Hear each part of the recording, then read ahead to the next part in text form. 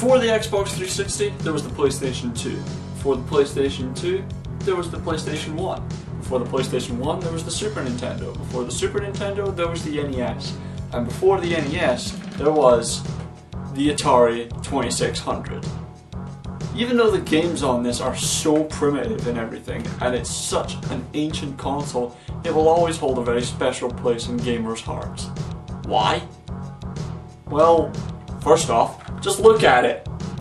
The type I have is like the junior model. I don't know its official name, but that's what I've been told. It's very silvery, isn't it? It looks almost like a spaceship. See this shit flying next to the Enterprise, eh? Of course it has the same old crap. Power switch, select button, reset button, and it also has a color switch. Yeah, this was back when there were types of TVs that didn't have color. This is weird. And of course, because there wasn't any kind of select system in the menus, there were difficulty switches on the console itself. Pretty primitive, eh? The way it connects to the TV is it uses this very weird aerial cable. How many years has it been since you've seen one of these? Most consoles nowadays either have RCA or even HDMI, but back then, it was all about the aerial cables. Fuck the fucking HDMI. The AC adapter is fucking massive. It is one of the biggest AC adapters I've ever seen in my life. Why does it have to jut out like this? It's not convenient because it actually covers up the fucking switch, and you have to just kind of work your way in there and turn the power on. What the fuck? The controllers are classic. Joysticks. Yeah, fuck analog and all that shit. Just go for a joystick and one button. I mean, there's really not much else you really need, you just need the one button and that'll pretty much do you. At this point I don't have that many games for it, but most of the games I have are all classic. One of the games I include is Combat. This was the original packing game for the Atari 2600. There's not much to say about this game. It's just a basic two-player game. And by the way, when I say two-player, I mean it is two-player only. You can't play it by yourself.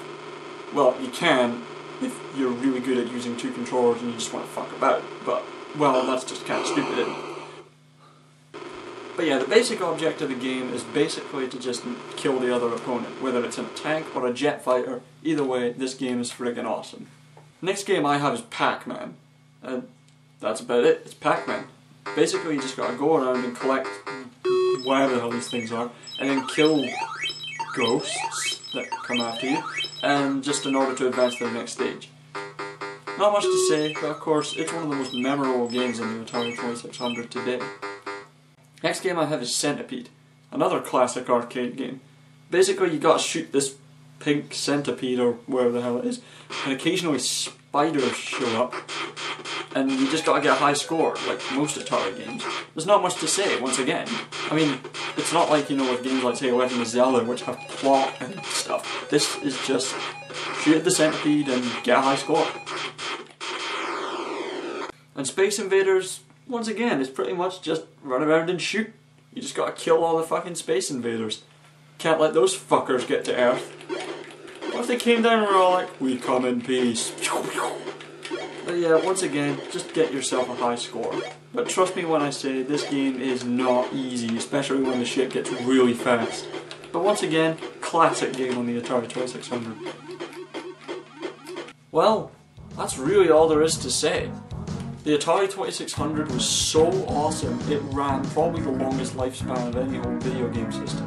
It ran for a good long while, until the unfortunate 1983 video game crash. But at the end of the day, this will always hold a special place in our hearts. And yeah, I know, I didn't really review that many games, but come on, it's not like I'm made of money. Although that would be interesting. I'm gonna stop talking now before I have a nerdgasm or something. But anyways, thank you very much for watching, and I'll catch you next time.